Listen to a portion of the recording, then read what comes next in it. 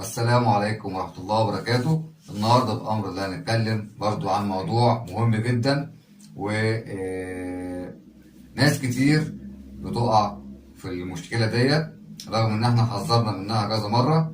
موضوعنا النهاردة هنتكلم غسيل موتور العربية، صح ولا غلط؟ مبدئيا هنتكلم في إن باختصار عشان منقعدش نلف كتير. غسيل موتور العربية في حد ذاته مش غلط. غسيل موتور العربية في حد ذاته مش غلط. طيب ايه الغلط؟ الغلط ان احنا بنغسل الموتور بطريقة خاطئة او بطريقة غلط. تمام؟ ازاي؟ هنشوف مع بعض. الغلطة اللي احنا كلنا بنقع فيها ان احنا بنغسل موتور العربية بمية وبضغط عالي.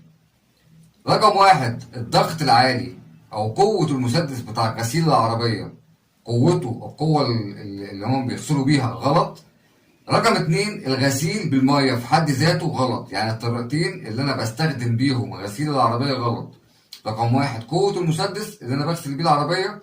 رقم اتنين، المية المستخدمة في عملية الغسيل. طيب الغلط في الكلام دوت ايه؟ رقم واحد، ان المية في حد ذاتها غلط. ممكن لو المية جت على علبة الفيوزات، العلبة دي فيها فيوزات وكتاوت، ممكن تملح مني وتعمل زي نسبة أملاح، تعمل زي عازل تفصل لي أي حاجة في العربية. رقم اتنين، ممكن تضر الأراضي أو وصلات الأراضي اللي موجودة عندي في حوض العربية.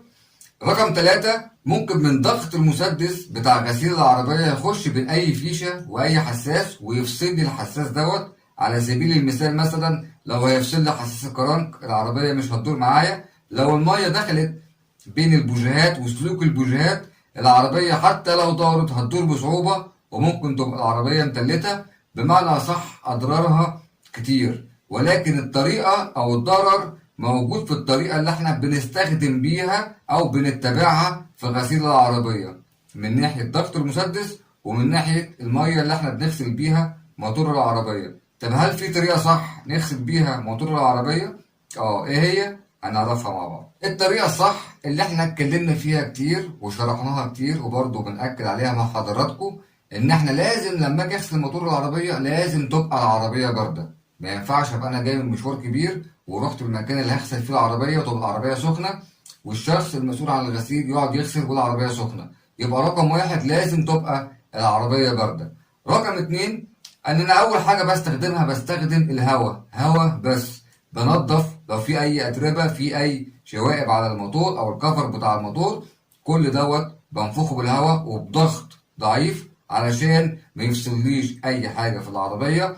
رقم تلاتة، بستخدم ماده مخصصه لتنظيف الموتور. في علب زي علب فوم، زي علبه منظف الانجكشن او شبيهه بمنظف الانجكشن، بتبقى عباره عن فوم بتترش على جسم الموتور او الاجزاء اللي موجود فيها ترشيح زيت، او انا شايف ان هي محتاجه تتنضف، وبسيبها لفتره 3 دقايق ل5 دقايق، وبعد كده باجي فوطه وبمسح الماده ديت، بلاقي ان كل الترسبات اللي كانت موجوده على الموتور اختفت.